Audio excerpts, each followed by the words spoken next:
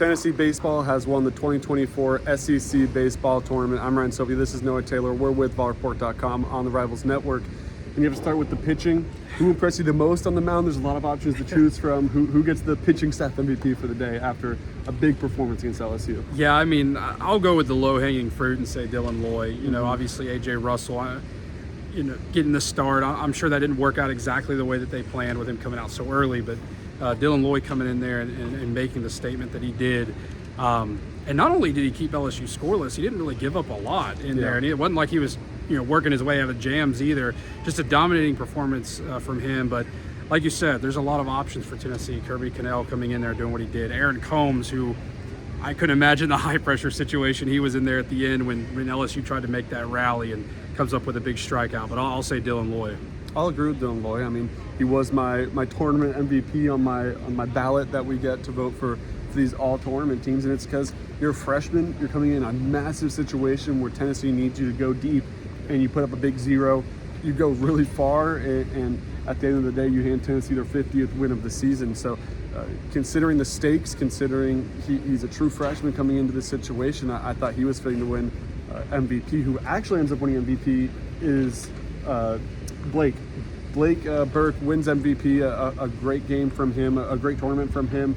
Has a big home run earlier in the tournament, but it's really just kind of the base hits that started to stack up, and that was what it was again today. What do you think of not only his performance today, but overall throughout the entire weekend? A big part, I think Tony said it in there about Blake, is not just what he was able to do behind the plate at first base, but just his presence and his leadership on this team. A guy that was on this team as a freshman a few years ago that won right here at this field.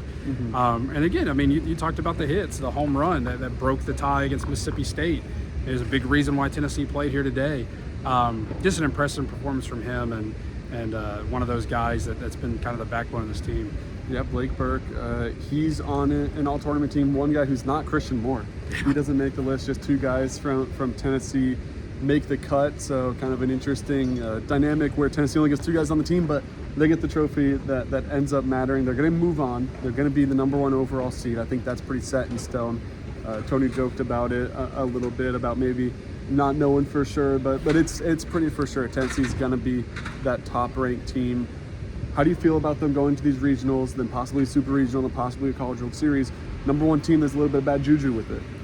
Yeah, it does, and obviously a team that's experienced it before. We mentioned Blake Burke being on that, Christian Moore, Tavares Tears, they were on that team that won here, and then they go make a super regional run and get upset by Notre Dame. So they have experience. I think that'll help a little bit, that they know what that's like to get that far and have it come up short. I think that'll pay off for them. It was a team that got there last year to Omaha and surprised people, but they weren't carrying the weight of that #1 seed then, so maybe that took a little pressure off.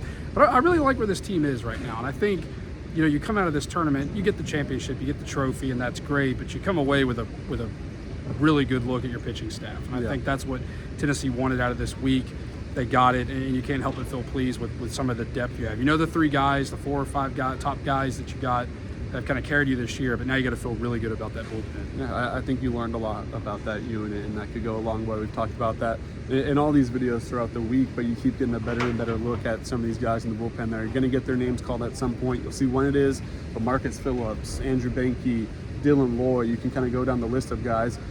You didn't know necessarily exactly what you had at this point in the year, but now they've been tested and they've answered the call as well. And maybe you have a little bit more confidence in them, and they have a little bit more confidence in themselves once the stage gets even bigger than this. I'm Ryan Sylvia, though. This is Noah Taylor. Once again, VolReport.com. You can find links to everything you need in the description. We have content from the Tennessee baseball tournament or the SEC baseball tournament that Tennessee's won, football recruiting weekend, softball right now is going on as we record this. They're losing 4-0. We'll see if they can kind of pitch a comeback and get to a second straight Women's College World Series, basketball stuff as well. Everything you need under the umbrella of Tennessee athletics over at VolReport.com. Thank you for watching.